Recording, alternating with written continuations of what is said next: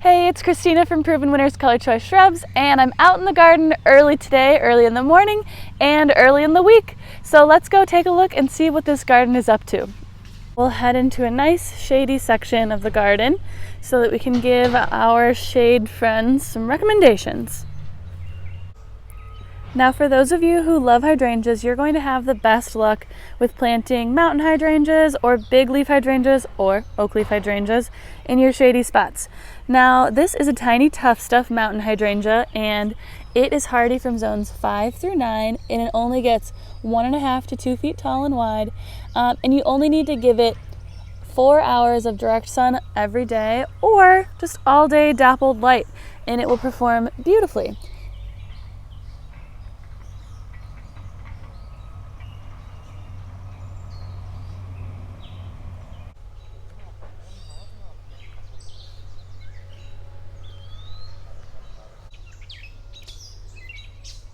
I hate to interrupt this beautiful bird song to tell you about Oakley hydrangeas, but Oakley hydrangeas are pretty beautiful as well. So we've got several varieties that you would love, all in different kinds of bloom shapes. The most similar to this is Gatsby Pink. It blushes a really gorgeous pink as it matures.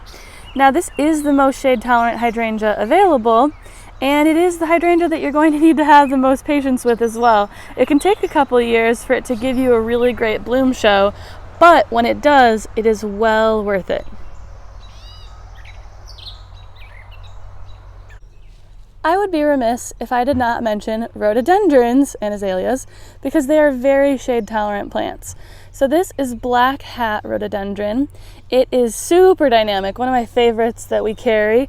It's obviously got this vibrant foliage for spring and summer, but when the cool weather comes in, you're gonna get dark burgundy foliage. So it gives you fall and winter interest. And then in the springtime, it's got these clear purple flowers that last for a really long time. So when it comes to shade plants, this is a really awesome option. Gets 3 feet tall and wide, hardy in zones 4 through 8.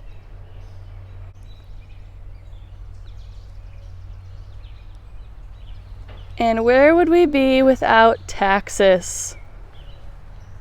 That's right, taxus. This is also called yew for its common name. This is Stonehenge Skinny, and it is so cute. I love its little exclamation point style habit. It only gets 1 foot wide, but can get 6 to 8 feet tall. So it makes a great little entryway statement, or could work as a hedge, kind of like that taxus hedge, but a little bit skinnier. And it's super low maintenance. So if you live in zones 4 through 7, you could have a very stylish evergreen for your shade garden. Now I can't talk about shade gardening without mentioning Golden Shadow's pagoda dogwood. This is obviously a pretty big plant, but if you've got the space, it is well worth planting. It gets 10 to 12 feet tall and wide, and it brings the show. So it's got yellow and lime green variegated foliage, bright white fluffy spring flowers, and horizontal branching that makes the landscape a little bit more interesting in the wintertime. And right next to it is some sprinter boxwoods. So this plant is notorious for being a full shade lover and obviously performing quite well. It gets 2 to 4 feet tall and wide, so it's obviously pretty close to its mature size here. And it is hardy in zones 5 through 9. And I don't know if I mentioned it, but Golden Shadows is hardy in zones 3 through 8. And that's it for the day. Thanks so much for coming along on this week's walk. It was a lot of fun to look for plants for our shade gardeners out there. And if you have anything that you want to see in particular for next week, leave us a comment. And if you have any questions about what we saw today, anything that's going on in your own garden, send us a message. We love hearing from you. And I'll see you again next week.